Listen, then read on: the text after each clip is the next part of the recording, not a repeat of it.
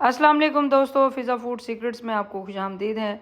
आज मैं आप लोगों के लिए, जैसा कि आप लोगों को पता है कि रब्बीउल अव्वल का महीना है और रब्बीउल अव्वल के हवाले से मैं आप लोगों के लिए एक रेसिपी लेकर आई हूँ जो हर घर में अमूमन बनाई जाती है बहुत ज़्यादा। और उसके लिए न्याज़ के लिए, ख़त्म के लिए तो लोग बहुत ज़्यादा बनाते हैं। तो मैं आज आप लोगों के लिए खीर की रेसिपी लेकर आई हूँ जो बहुत ही मज़ेदार और यूनिक तरीके से हम बनाएंगे और बहुत ही टेस्टी बनेगी, बगैर किसी खोए के, बगैर किसी पाउडर मिल्क के, या इस तरह हम वो खोए टाइप की बनाएंगे इस तरह।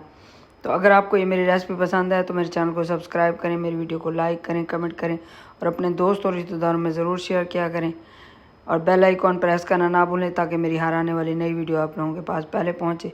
तो सबसे पहले मैंने ये हाफ़ गिलास से थोड़े से ज़्यादा चावल लिए थे। उसमें तकरीबन जितने वो स्टील वाला गिलास है वो 2 गिलास भर के उसमें पानी डाला था, उसको बॉयल कर लिया था। फिर उसमें 1 डब्बे का दूध 1 लीटर डाला और हाफ़ लीटर मैंने गाय का दूध डाला है। तो उसमें वो डाल के, दूध डाल के उसको अच्छे से पका रही हूँ।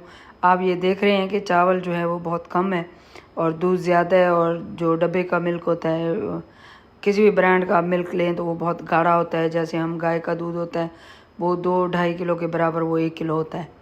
तो वो मैंने मिल्क इसलिए लिया था क्योंकि मैं इसमें कोई खोया या कोई पाउडर मिल्क या इस तरह का कोई कंडेंस मिल्क, कुछ इस तरह की चीज़ नहीं डालूँगी। मैं सिंपल चीज़ों से ये बना रही हूँ।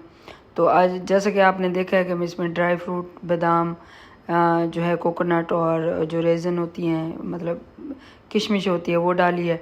तो आपको जो भी ड्राई फ्रूट पसंद हो आप वो डाल सकते हैं। तो इस तरह डाल के इनको मैंने अच्छे से पका लिया। और इसमें तकरीबन ये जो मैं इसमें चला रही हूँ तकरीबन 1 कप के बराबर मैंने, छोटा जो एक बिल्कुल छोटा जो 1 कप होता है उसके बराबर मैंने इसमें शुगर ऐड की और इसको अच्छे से मिक्स करके इसको अच्छे से पकाया। जैसा कि आपको दूध नज़र आ रहा है, ये पहले पतला था और इसको पका पका के ये देखिए मैंने गाढ़ा कर लिया इतना। ये इस तरह इसका ये करीमी और ऐसे लग रहा था जब ये बनी थी कि जैसे मैंने इसमें खोया डाला हो या पाउडर मिल्क डाला हो। तो इतनी ये मज़ेदार ये इस तरह से बनी थी। अगर आपको ये मेरी रेसिपी पसंद है तो मेरे चैनल को सब्सक्राइब करें, मेरी वीडियो को लाइक करें, कमेंट करें और अपने दोस्तों रिश्तेदारों में ज़रूर शेयर किया करें और बेल आइकॉन प्रेस करना ना भूलें ताकि मेरी हर आने वाली नई वीडियो आप लोगों के पास पहले पहुँचे। तो ये आपके सामने ये जो मेरी मज़ेदार सी क्रीमी सी ये खीर है, इसको मैं इसमें डिश आउट कर लूँगी और इसको थोड़ा गार्निश कर लूँगी। तो अगर आपको ये रेसिपी पसंद आई हो तो मुझे ज़रूर दुआ में याद रखें।